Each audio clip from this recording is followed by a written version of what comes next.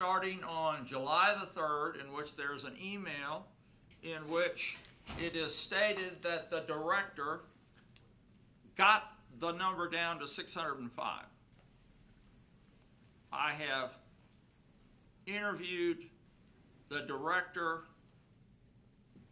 many times, totaling many hours. I've asked to go into the computer system. I've asked the staff to review, is there any document that reflects that the director or anyone else approved 605 voting machines for use on November the 6th? I have not found the document. I then went to the individual that created the email and says, since your email says, and I quote, the director gave me a revised list of the machines. I said, that's what you said, right? I want to see that list of revised machines. I don't have it. Well, what do you mean you don't have it? I don't have it. Well, do you maintain files? Or certainly if you're quoting the director on July the 3rd as stating she got the number down to 605, where is that list? I don't have it. Now I want to make a point that I think is fairly significant on that issue, and it's troubling in any number of different directions.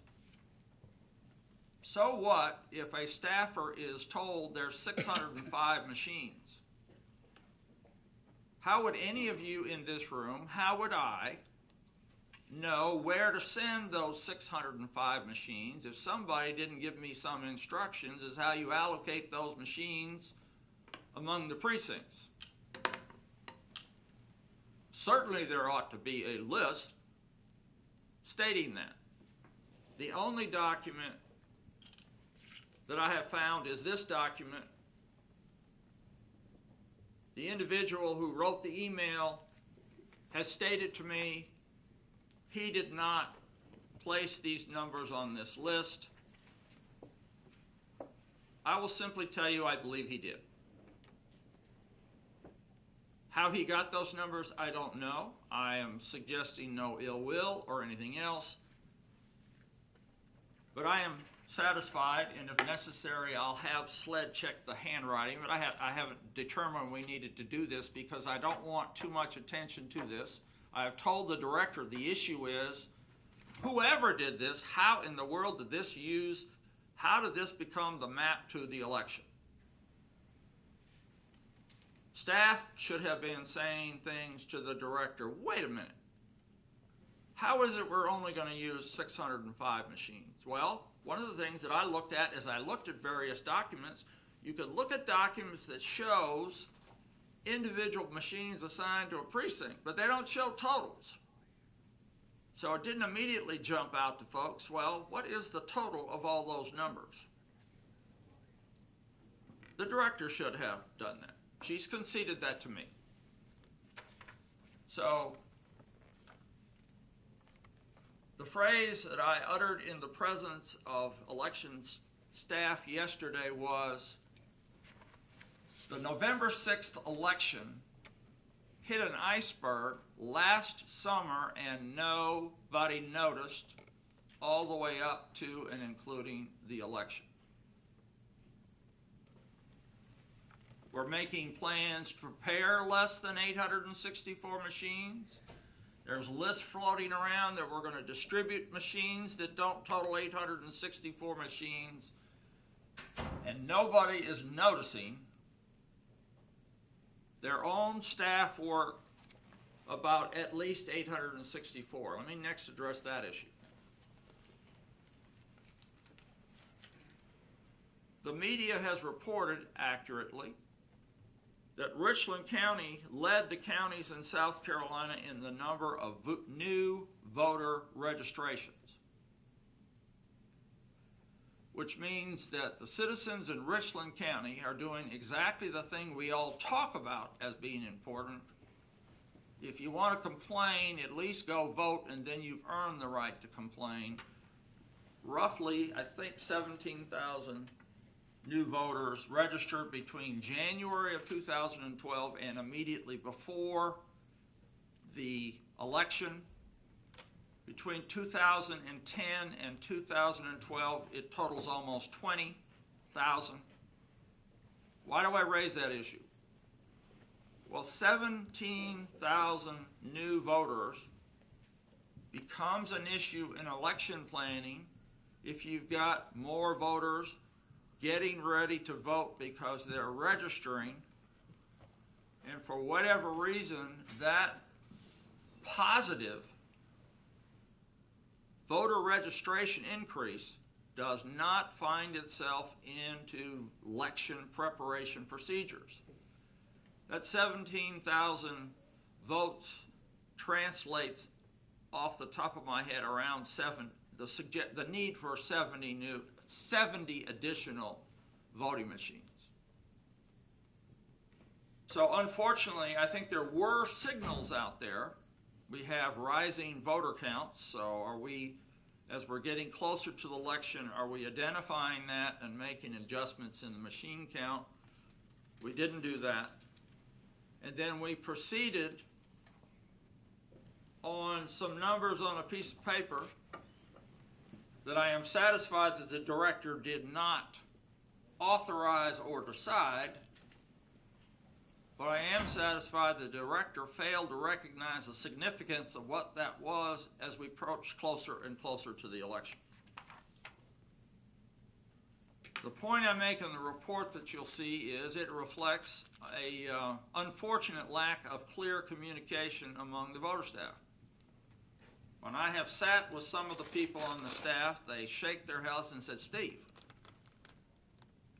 you're right, I don't know why it didn't occur to me." But it didn't. And that causes the occasion of this initial report today. All right, let me raise some other issues.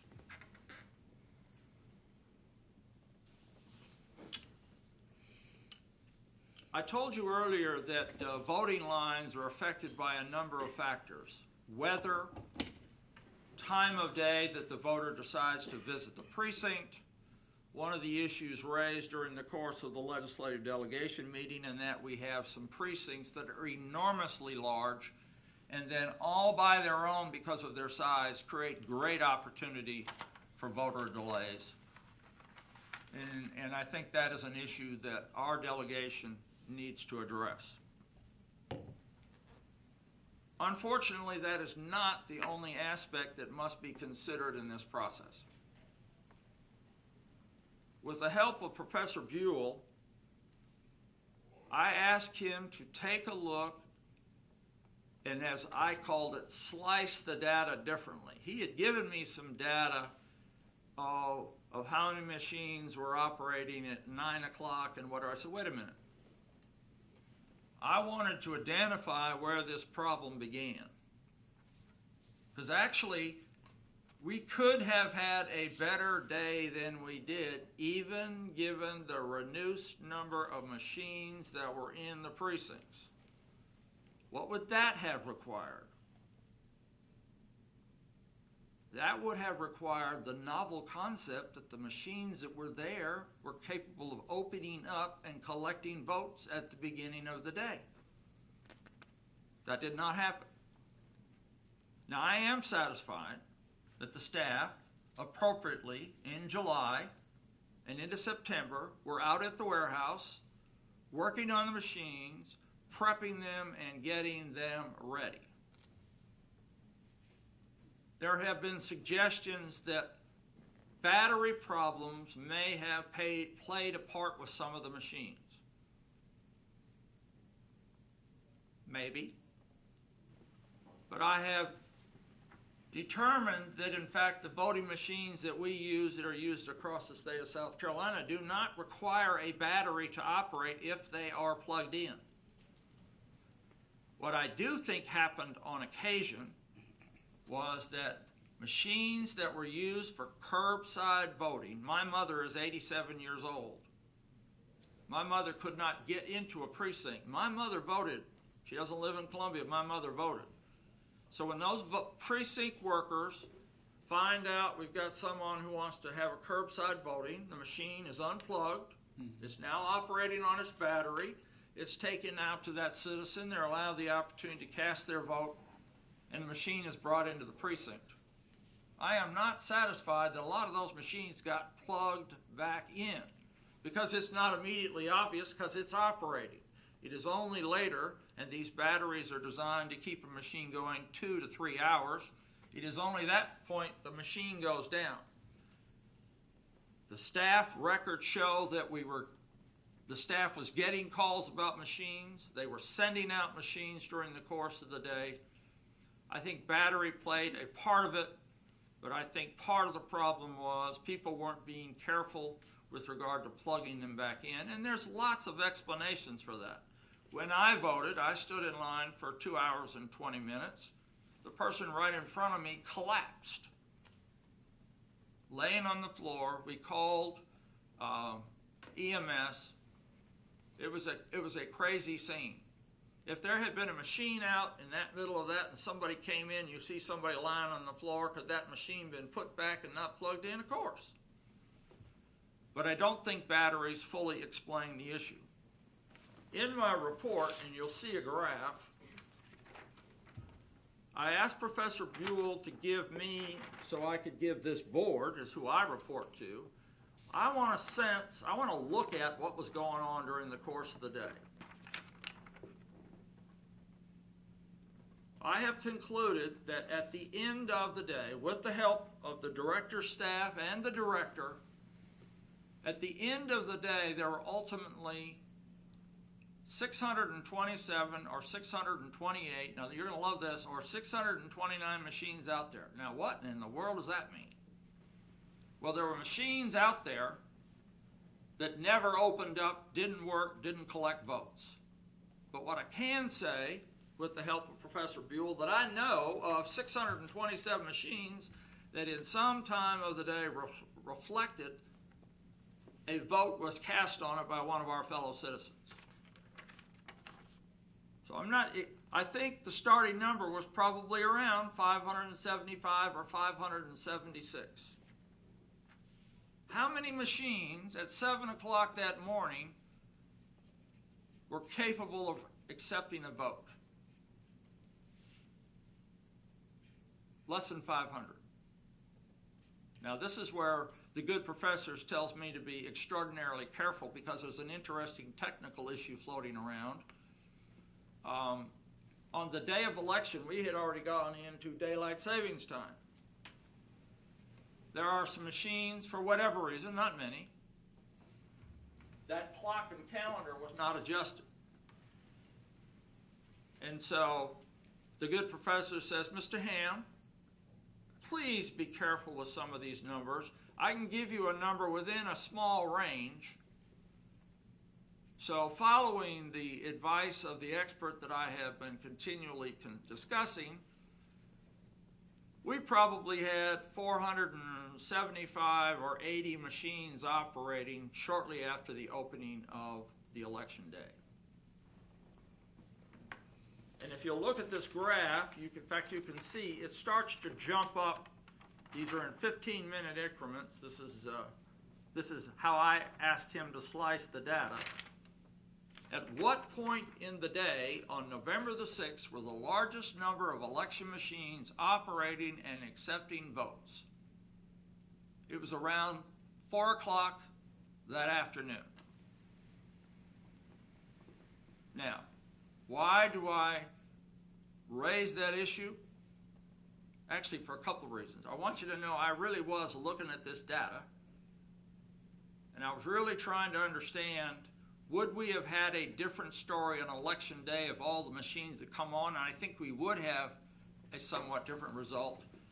And it's a phrase that I have stated to a number of individuals, and I'll repeat it here. I think we had a beginning of a cascading events.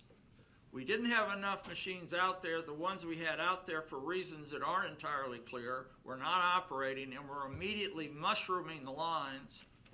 If we had gotten those early voters in and they'd gotten off, we would have probably lessened the pressure on the lines for the entire day, but that didn't happen. And I have asked for and I have sought technical assistance from the people that service these systems. I am satisfied that the staff did exactly what they were supposed to do in preparing the machines. They followed the exact same procedures we've used before. I don't have an answer to this issue, but I believe it is an issue that merits attention. Now,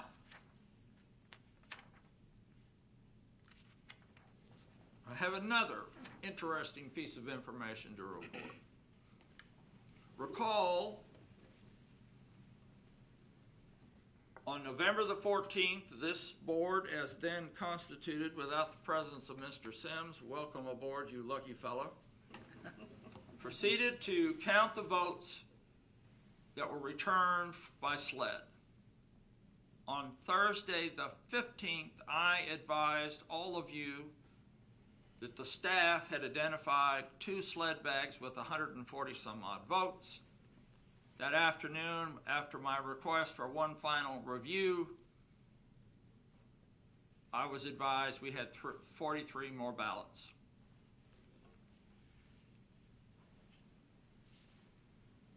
As the result of the work done on that Friday, late that afternoon, Richland County certified vote totals to the State Election Commission.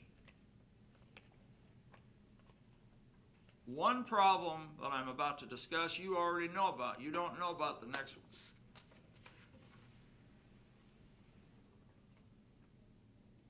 Professor Buell, in looking at the data, identified an issue that's already been reported in the media, and that is Lincolnshire. The Lincolnshire issue involves some difficulties in the PBBs necessary to open it and close it. I'm not going to attempt to get into the middle of that. I have already confirmed and advised the chairman, and the media is already is aware that that machine contained 27 uncounted votes.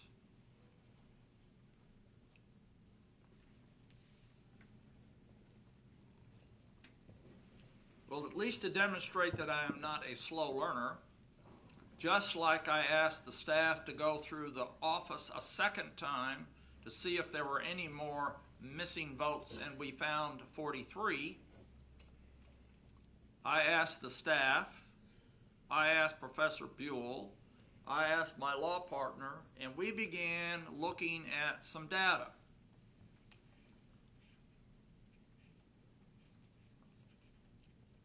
After about 12 hours of work yesterday, I believe there is a machine in the Spring Valley West precinct that contains 102 votes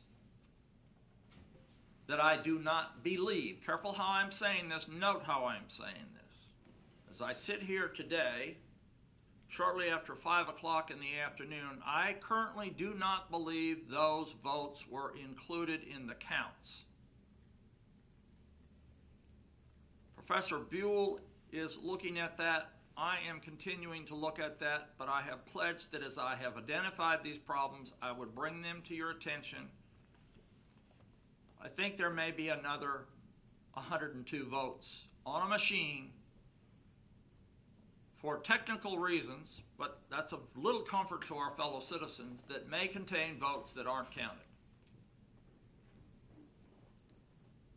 So what does that mean?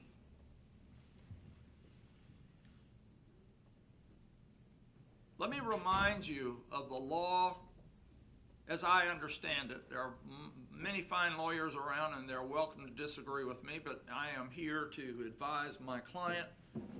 I have been told to advise my client in a way that you all will understand what my instructions are. My instructions is to be open and public about these issues so that there won't be any question that if we find problems, we're not busily hiding them under our pillow or someplace else.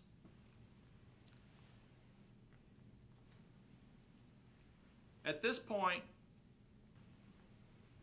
we have 27 votes that I am satisfied were not counted, and 102 votes that I think may well have not been counted.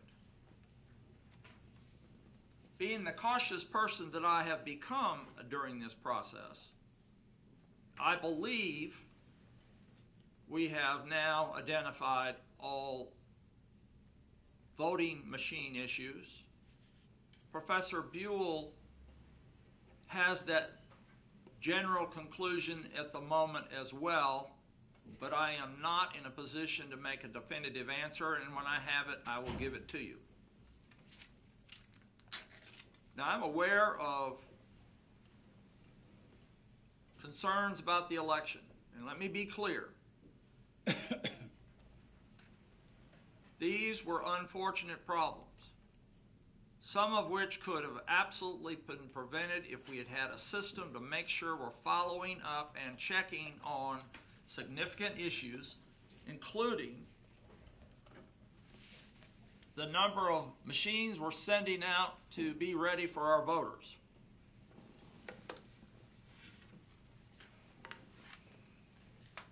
My report also makes reference to one other precinct, and I want to make sure my oral remarks are consistent with my written report. And I'm simply going to read it so I don't mangle it. It was also discovered that one machine in the Sandlapper precinct was not properly closed due to technical problems, and it can't be determined whether or not the machine does or does not have any accounted votes with certainty at this time. The logs, the technical logs, seem to indicate there aren't any votes on it. But if there are, you will know about it when I know about it. And that process and review will continue. Okay, let me go to another couple of matters, and that will address actually only a portion of the issues that I intend to address in a report. This was an extremely difficult thing to do. Of course, I am reminded by the phrase, it's never easy to do a hard thing. My concern was, how many issues could I responsibly advise this board about and the public, given the limited amount of time that I have had to address some of these issues? I am very aware that today is December the 6th, and we had an election about a month ago. And I'm certainly aware of a reasonable thought, well, just how long does it take to get this stuff straight? And my answer is, it's going to take whatever time so we absolutely get it straight. And an arbitrary guideline and deadline is in no one's interest. So what I have attempted to do today is to report to this board that I think the shortage of machines was number one, not the occasion of indifference by the staff, because the staff started out right. It is the occasion of the failure to employ review and checking machine procedures that should have identified the shortage of machines in the precincts, excuse me. You're already aware that we have addressed the issue of the misaligned ballots. I think I reported, but let me say again, my last count is when someone said to me, one of the media said, well, do you know how many of those misaligned ballots were cast? I sit here at the moment reasonably believing that number is 430. If that number changes, I will tell you. But let me be very clear on that. Every one of those ballot votes were absolutely counted in the certified vote totals. One final issue, and it's one I think the board needs to revisit, and I need to say this. The board should have been asking questions and expecting detailed reports in the months leading up to the election. Now, I'm very conscious. I'm sitting here making comments about the people that hired me, but I was told to call it straight, and I'm attempting to do that. These good people should have asked, all right, director, we got an election coming up. How many machines are you using, and how did you determine that number? Because, in fact, that number was, in fact, adjusting upward by the simple virtue of how successful the voter registration program was. That did not come into play. The board, if they had asked some of the appropriate questions, may well have alerted the director, well, director, you've missed something, but have you considered so-and-so? And then I think a large light would have gone off in the mind of the director and others and said, oh my Lord, we need to go back and look at it.